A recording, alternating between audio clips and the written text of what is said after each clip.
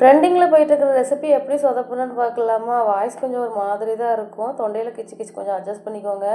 ட்ரெண்டிங்கில் போயிட்டுருக்கிற Brazilian coconut candy பார்த்தாலே tempt ஆக ஆரம்பிச்சிட்டா அதை ட்ரை பண்ணலான்னு பார்த்தா டெசிகேட்டட் கோகோனட் இல்லை. இதுக்காகலாம் மெனக்கெட்டு கடைக்கு அலைய முடியாதுன்ட்டு வீட்டில் இருக்கிற தேங்காய் மேலே உள்ள அந்த ப்ரௌன் கலர் லேயர்லாம் கட் பண்ணி எடுத்துட்டு தேங்காய் குட்டி குட்டியாக கட் பண்ணி வாஷ் பண்ணி ஒயிட் கிளாத் போட்டு உடச்சிட்டு அதை வந்து மிக்சியில் போட்டு நல்லா பூ மாதிரி அடித்து எடுத்து கலர் மாறாமல் நல்லா வறுத்து எடுத்து வச்சிட்டேன்.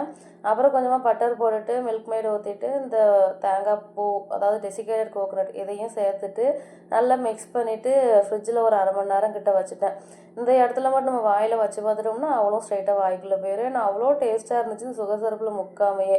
இதை வேற பிரணவி வேற அழுதுகிட்டே இருந்தான்ட்டு அவளுக்கு செத்தியோல வாயில் வச்சுட்டோன்னா அவள் அடுத்தடுத்து வேணும்னு ஒரே அழுக. அவளுக்கு அதோட டேஸ்ட் ரொம்ப பிடிச்சி போச்சு. நல்லா குட்டி குட்டி பாலாக குலாப் ஜாமுன் மாதிரி பிடிச்சி எடுத்து வச்சிட்டேன். நான் எதில் சொதப்புனேன் அப்படின்னா அந்த சுகர் சிரப் ரெடி பண்ணுறது தான் சொதப்பிட்டேன்.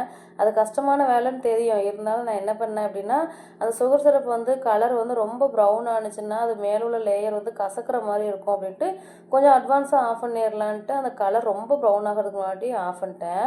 அது என்ன கூத்து பண்ணிடுச்சுன்னா நான் எப்படி வச்சேனோ அப்படியே இருந்ததே தவிர மேலே உள்ள லேயர் வந்து அந்த கேண்டி மாதிரி ஃப்ரீஸ் ஆகவே இல்லை.